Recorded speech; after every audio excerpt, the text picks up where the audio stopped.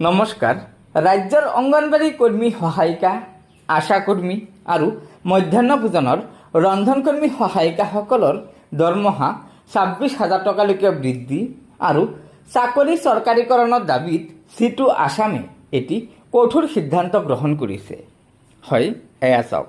Situ আছামে এই বেনাৰখনৰ জৰিয়তে জনাইছে যে অংগনবাড়ী কৰ্মী সহায়িকা, আশা কৰ্মী আৰু ৰন্ধন কৰ্মচাৰীক শ্ৰমিক হিচাপে স্বীকৃতি দিয়ক আৰু মাননিৰ সলনি মজুৰি দিয়াৰ ব্যৱস্থা কৰক।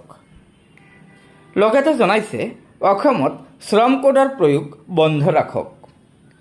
শ্ৰমিকৰ মজুৰি অৰ্থাৎ অংগনবাড়ী কৰ্মী সহায়িকা, আশা কৰ্মী আৰু মধ্যাহ্ন ভোজনৰ ৰন্ধনকৰ্মী সহায়িকাসকলৰ মাহিলী ন্যূনতম মজুৰি ২৬,০০০ টকালৈকে ধাৰ্য কৰি চৰকাৰী জাননী প্ৰকাশ কৰক। এই দাবীৰে অহা ১০ আগষ্ট ২০২৬ তাৰিখে দেশজোৰা জেলবৰো আন্দোলন কাৰ্যসূচী পালন কৰিব চিটুৱে। আৰু চিটু আছামেও উক্ত দাবীকেইটাৰ পূৰণৰ স্বাৰ্থত অসমতো অহা ১০ আগষ্ট ২০২৬ তাৰিখে এই আন্দোলন কাৰ্যসূচীত ৰূপায়ণ কৰিব।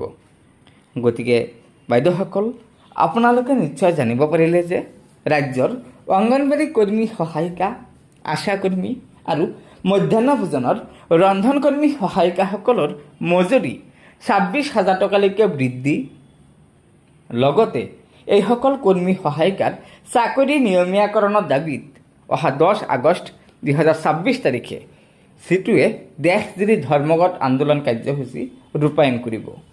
গতিকে এয়া নিশ্চয় অংগনবাড়ী কৰ্মী সহায়িকা, আশা কৰ্মী আৰু মধ্যাহ্ন ভোজনৰ ৰন্ধনকৰ্মী সহায়িকাসকলৰ এটি অত্যন্ত গুৰুত্বপূৰ্ণ খবৰ হয়।